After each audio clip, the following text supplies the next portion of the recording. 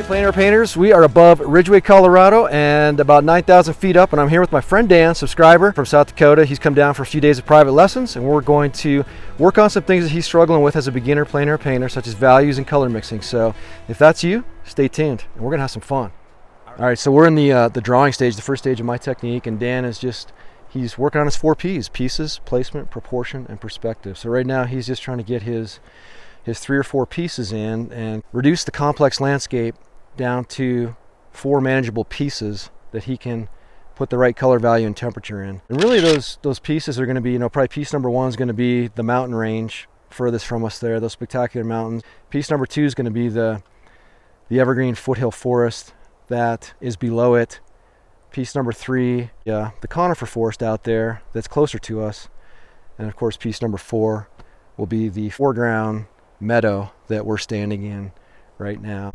I'm just using this as a note for my darkest darks here, and my conifers right here in the front. Just making a note. This is a notation for myself. Yep. Yeah, good idea. That's what the drawing stage is all about. It's just you just want to go through quickly, but you want the drawing to make sense for you. It's like a little roadmap. So however it makes sense for you. You just don't want to get lost in the weeds. Dan and I have been talking about this the last couple of days. Is the drawing stage is so crucial and important. It's foundational. It's your structure, and you want to build the home right, so to speak. But this isn't where we start drawing leaves and trees. We're thinking we paint big to small, thin to thick. I put this in for these darks in here to note my conifer forest right there in front of me, closest to us. Perfect. For my darkest dark. I'm just putting a few darks into the mountain. I like that. I mean, what I try to recommend for beginner plein air painters is that you get the 4 P's in right away, and then you get your darkest dark in and your shadows. Now today, as Dan knows, we're not dealing with too many shadows. It's overcast, it's stormy, we saw some lightning. We're working on what's called local tone painting. It's local tones. It's a tonal painting. So we're just trying to get the right value and color without the effect of sunlight. Now that could change at any point, as it does often in the mountains. But so when I teach the 4 P's, I'm going to go over real quick. Pieces, 3 to 5 manageable big pieces you want to reduce the complex landscape down to. And then placement. Everything has a boundary. The trees are going to be over here, the mountain's going to be over there, the field goes in this boundary, it has a perimeter to it. And then proportion. You want to try to make everything the right proportion. You don't want to make one object too big or too small, of course with artistic license. And perspective. You want to try to show perspective in your painting if you can. In this painting, we're dealing more with atmospheric perspective. We don't have railroad tracks, but we do have a road. If you can see, we have an old dirt road that we came up here, and we could use that to show perspective in our painting if we choose. That's a compositional choice, but you want to always, early on in your drawing, get your railroad tracks in, get your river in, get your road in, and show the right perspective. Okay, so that's the 4 P's. And then you want to get your darkest dark in and your shadows. See what it looks like.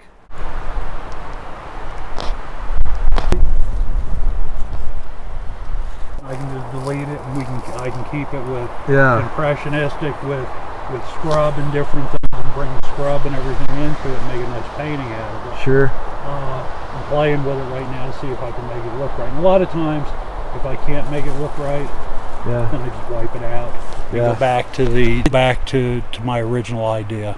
Okay. And then one thing you could do with that road, sometimes what I'll do is when I look at it, I'll hold my brush or palette knife out to it to look at the angle, and I see the road.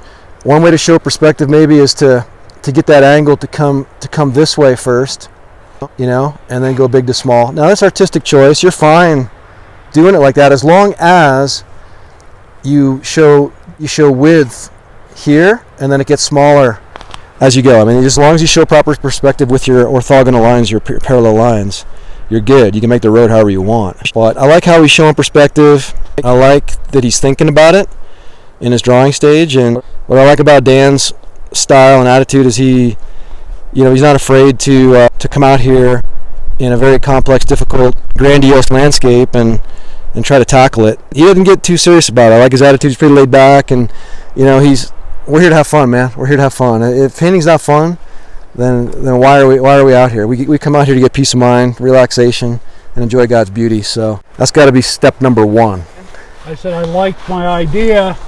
I just didn't like where it was going. I mean, part of perspective, showing perspective, is to lead the viewer's eye into the focal point of your painting, because your eye will first start in the foreground with this road, and then it'll lead up to the focal point, and for him the focal point is going to be those magnificent mountains right there.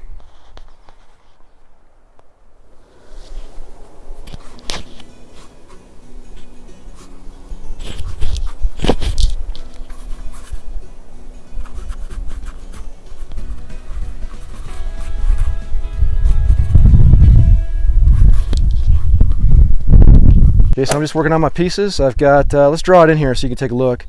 I think piece number 1 is going to be this far off mountain range.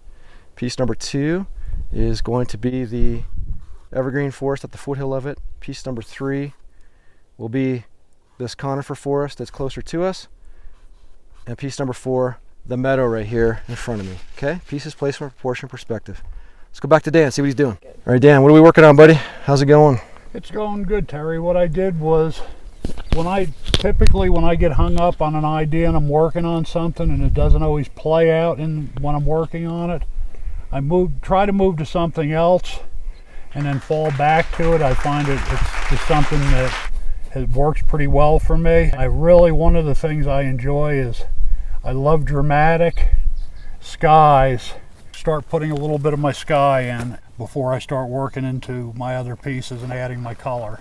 Gotcha. I think it's good. You know, Dan's real good at mixing neutral grays, one of his strengths, and that's not easy as a beginner. He mixes up some nice colorful neutral grays, and on a day like today, it's going to play to his favor with the sky, because it's a dramatic, moody, beautiful sky. So he's rocking and rolling already. I can see that. And then what we're going to do is get him to progress here and block in the abstract stage. Will be next, where he tries to block in those 4 pieces with the right color value and temperature. And that's been an issue of mine since I've started painting, that I have some trouble getting with my values, and it's just been awesome since I've been up here, and Terry's been helping me. It's been wonderful. It's been there has been an improvement in my reading the temperature better. Yeah. And I'm just really excited. And one thing I can say, I've been working on my own pretty much from the beginning, with instruction, just following on YouTube, and pretty much self-taught to this point up until Terry started working with me, and it's just been wonderful, the progression that I'm making with my art, and the confidence that it's giving me to just let it go and have fun, not beat myself up. It's been an awesome experience. Yeah, that's so right on. I mean, Dan's situation, he started about a year or 2 ago and has really progressed in his plein air. He sold a couple pieces already, but he wants to take it to the next level, and he actually wants to sell his paintings and not only have this as a passion and a gifting and a thing that he loves to do, but he wants to help supplement his income here when he retires shortly. And he's an entrepreneur and built up his own business, and wants to hand that over mostly to his son or sons. And so that's where he's heading. That's what he's trying to accomplish. And, you know, if that's you, plein air, you can do it. You know, you really can. Plein air, it's not as hard as it looks. Dan got started pretty simply. He got his easel at Hobby Lobby. He uses student grade oils that are not that expensive, $7, $8, $9 a tube. He's very savvy at buying canvases when they're on sale. You don't need to spend a lot of money, and you don't need to really have expensive art lessons early on. You can just go out and have fun and just experiment and have the freedom to just kind of make mistakes and have fun. And I don't know, you want to speak to that, Dan, like just about that getting going and how easy it is? Anybody can do it. A bad day of plein air is still better than my best day of work. Bad day. That pretty much sums it up. Bad day of plein. Think about that one. he's here not working, and he's just plein air painting. It's awesome. It's so true, man. It's like, what can really go wrong when you're up here plein air painting? Thinking of maybe tucking tail and running because this rain isn't letting up. Hey, look at my kids over here huddled up on a rock under the tree, freezing. You know, nothing. We're up here in God's country. Beauty. Everywhere you look, you see the Lord. Wonderful. Yeah, it's just cool to paint God's creation. And you know, some people come up here and hike. We've seen some hikers, some bikers and jeepers. Me and Dan, we got our brushes, man. Come up here and admire the beauty, and we got our brushes. But, well, all right, let's move on to the abstract stage. Here we go. Looking for a slate gray, so like a cool gray or a warm gray? Warmer side. So what piece are you mixing for? The evergreen forest up there? The evergreen forest. And again, that's been something I've been struggling with. One of the things that I struggled with in the beginning is I'm trying to learn to find my colors with my primary colors and just a few extra earth tone colors and keep it simple. So how'd you mix up this little puddle? Let's zoom in. This puddle that I just mixed up is a mixture of my cad yellow with ultramarine blue and some cadmium red. So what Dan did, so a good way to mix up some neutral colorful grays is to use your complementary. So if you don't know that already, he got his green, yellow and blue, got his green, and then he put a bit of red in to gray it down or desaturate it. And that's what he needs to do. In this piece right here, he really needs to be careful of the value. You got to have a 3 to 4 value structure. If you haven't learned your values yet, watch that other video that I have on values. You want to have a light, you want to have a mid-tone, a dark, and a black. And if your values aren't right and your drawing isn't right to begin with, no amount of color or flashy brush strokes is going to help you recover your painting. So I like how Dan is thoughtfully moving through his color mixing and taking his time here in his drawing, because what I see right now is he has a pretty strong foundation here. So he's setting himself up for a good, successful painting here. The type of painting that interests me the most is impressionistic painting. Big shapes, beautiful bold colors, big deep brush strokes. Nice. And plenty of paints. He's speaking my language. And I like what he's doing because he's not getting too cutesy. At this stage, you really want to squint your eyes and look out there and just get the right color value and temperature in the right place. And using the palette knife like he did was a smart decision, I think, because he can't get too cutesy. He can't get too painting every rock up in there in that mountain, because right now what he's trying to do is block in piece number 1, that mountain. I like where you're going. One thing that we could look at is, and this is just your choice for mine, is the color of this piece. I see it more on the reddish side of that gray you were mixing up, and then one thing you could do is you could go like this, is just go a little quicker, fill the piece in completely, just with broader strokes. Go a little alizarin crimson and then just a bit of titanium white. I think that's a better way to go, because the mountain to me is reading on the side of a reddish gray, but it's the furthest thing from us, so we can't make it too dark. I mean, here's my question: is what's your dark going to be? Is it going to be that conifer forest, or are you going to include this conifer? As dark would be this conifer forest. The conifer forest right in here. So you just got to make sure that when you put that in, that it's darker than that. So you always want to compare. Not too much red. Let's desaturate with some green. But tell me what you think of this.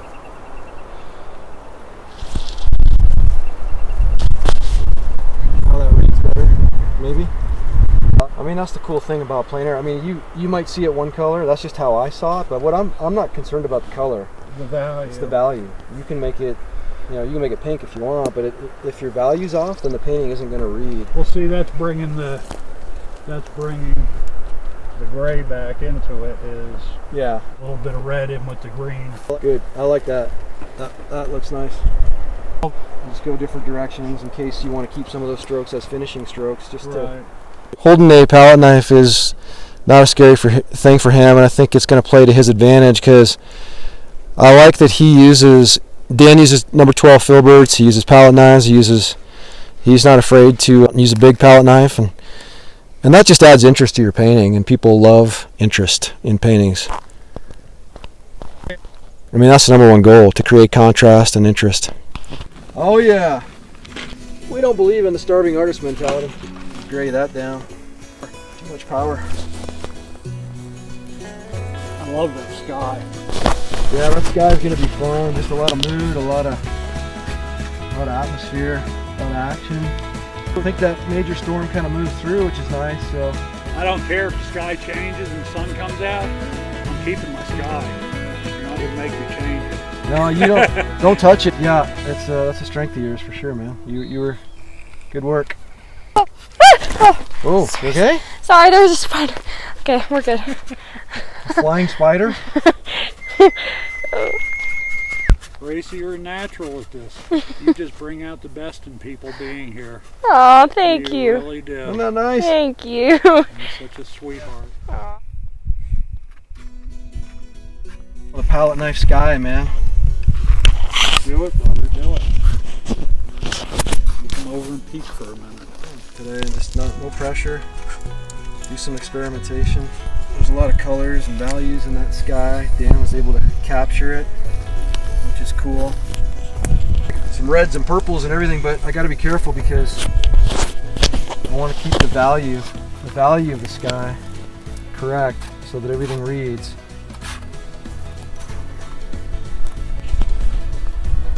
Palette knife is fun.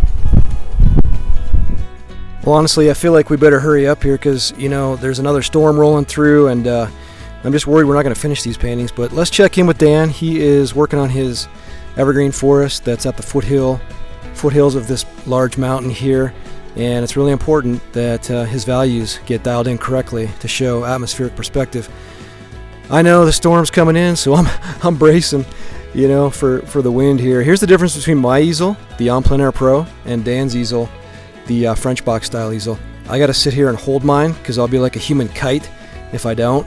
My easel has its advantages, but it's very light, and Dan is painting away like there's nothing going on. So just a difference there of easels. But you know, we're checking out his values here, and he's looking pretty good. It's just looking at things in terms of large pieces and putting in the right color value and temperature.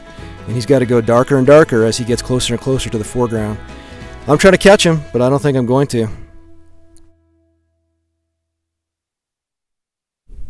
Well, sometimes I'll grab the student's brush if they'll let me, just to kind of help him out a little bit, not much, but I just want to make sure he has his value structure in place, his 3 or 4 correct values, you know, the light, the mid-tone, the dark, and the black. And taking a little break here, trying to ride out the storm. Millie's feeling jealous because Dan's here. She's not getting the attention she's used to, so she's looking for a few kisses. And then, oh my goodness, there's our videographer, my daughter Gracie. She wanted to take her first brushstrokes of plein air painting. She never has before, and I got to tell you, I got a little choked up. But we had to give her a little break, so we told her to reach into some permanent green light and a little cad yellow medium, big old scoop, of course, on the brush. And here goes her first brushstroke ever in her 14-year-old life. Oh, it's magical. She's got it. There's going to be some talent in the family. She's doing great, helping me out with my meadow, but I'm thinking to myself, get behind the camera, I got to finish my painting. So let's all give Gracie a little hand here. Nice job, sweetie. So proud of you. All right, back to my painting. I got to finish this. There's no way I'm leaving this beautiful scenery without some kind of a painting. So I'm just trying to get the outline of the mountains against the sky. In order to do that, I look at the contrast between the mountaintops and the sky itself to find the right values and just try to get the right color. And I'm trying to work quickly. What I'm working on right now in my foreground is, what I'm shooting for is big, bold brush strokes and very impressionistic feel. Lots of paint, lots of vibrant colors, but being careful to stay within my values. And looking at my foreground, seeing the wash, my initial wash in my canvas coming through in areas, and just having fun, like you've emphasized throughout this whole workshop this week with me, is to have fun, not to take myself too seriously. Yeah. Mistakes are always easy to fix. For sure. And if I'm not happy with something, and just not take myself too seriously. And coming up here, one of my nemesis has been my values, and it's been an awesome week, and helping me master some of the things that have been of great difficulty, and it's just been great. And like I always say, a bad day of plein air is better than a good day at work, you know? Yeah. I really like how Dan's painting is coming together. I'm really proud of him. He's battling through it. There's a lot of things to think about when you're a beginner plein air painter, but he's doing fabulously. He just needs a little something to bring it all together. So I'm switching over to the palette knife because I just need to cover more ground quickly. So I mix up a mixture of some cobalt blue, ultramarine blue, a little permanent rose for kind of a neutral, colorful violet gray color, and just try to knock out these mountains in one big shape with that color. And pretty happy that I could do that, start working on the meadow. But surprisingly, the sun came out. So I have a decision to make here, and I decided to make my painting a light and shadow painting. And so I had to go back and kind of redo the mountaintops with a little bit more contrast and a little darker violet color at the top of the mountains here.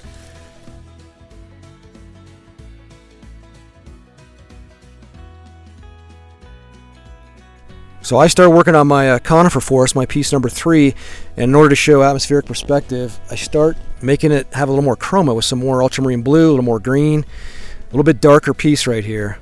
I'm not even sure if I'm going to walk away with any kind of a painting, truthfully. Now Dan is on the finishing stage, the 4th stage of my painting process, and I love how his painting is turning out. And at this stage, you want to make sure you have your darkest dark, your lightest light, and any accents in place. So I'm sticking with my palette knife for the snow on my mountain, and a palette knife is a great way to do snow on a mountain because it keeps you from being too strokey as I call it, too detail oriented. With a palette knife, it's kind of like a bucking bronco, as you've heard me say. You just you never know what's going to come off of it really, and it just creates some nice texture, some different strokes, and it's a good way to cover some real estate quickly. So I'm just hoping I can, kind of finish the forming stage of my process here and take these 2-dimensional shapes and give them some 3D looks. And that's what I'm doing now. I'm working within the shapes themselves to try to make them look more 3D. And I'm kind of happy how it's coming along. I'm making some progress. I think I might actually be able to walk away with something here. In order to make the snow look cool, I use a mixture of phthalo blue, titanium white, and permanent rose.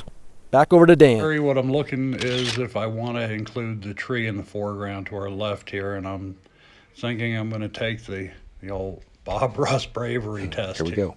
Just want to make sure that I stay with my values, and the tree's going to have to be my darkest dark in the foreground, and it'll help pushing the mountain back. Exactly.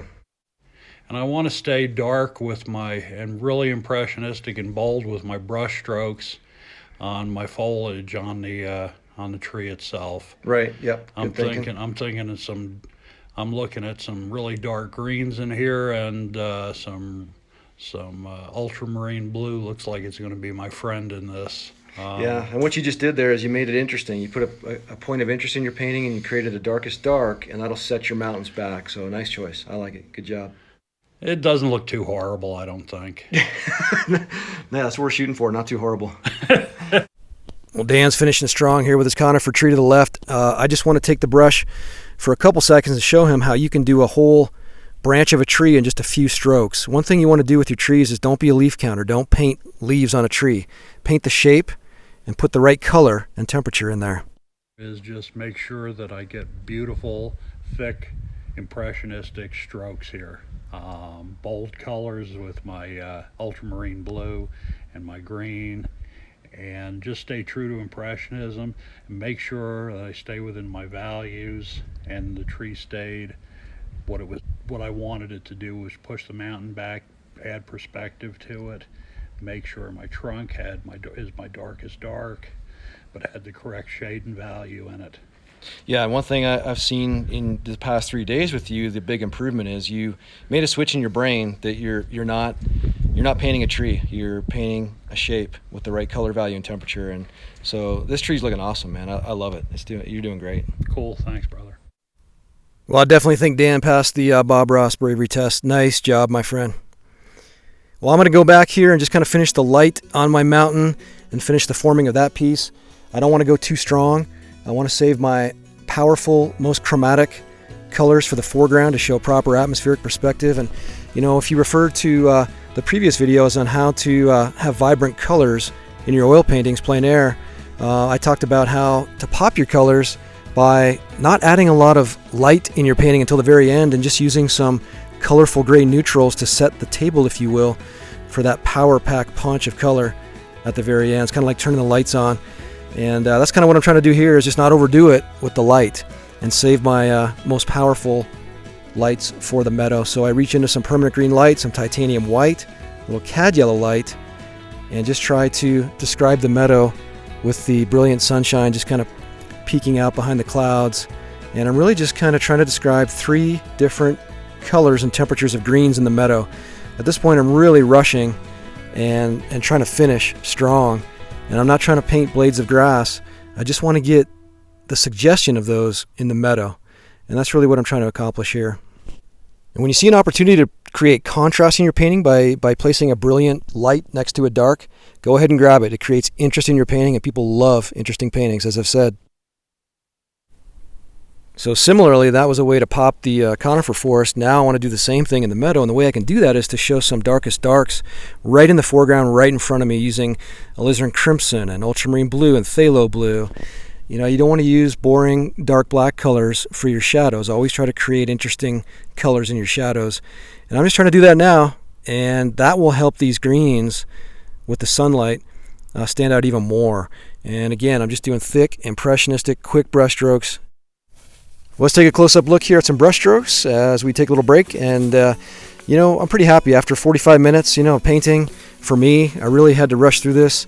I think I can walk away with a feeling and a sense of what it was like to be here. And you know, the question is, did I come away with 3 or 4 sound structural values? Did I make it feel like it was a stormy day with a little sunshine here in the mountains? Sometimes when you're rushed, it works out better for you because you don't feel the pressure. You can just be loosey-goosey.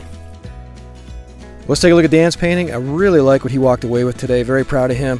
Vast improvement from a couple days ago. He definitely switched his brain from painting trees and mountains and things that he knows by name to painting shapes with the proper color, value, and temperature. You know, one helpful thing is to think of values in terms of atmospheric curtains. There's like one curtain coming down from the sky to the ground right in front of you, another curtain in the mid-ground, and a third curtain in the distant background, and just paint your values and colors for those 3 different curtains. I really love these foreground strokes, very impressionistic, very Monet-like. He didn't overdo it, he just did hints and suggestions with different temperatures and colors. Really an awesome job. Proud of you. Great job, Dan.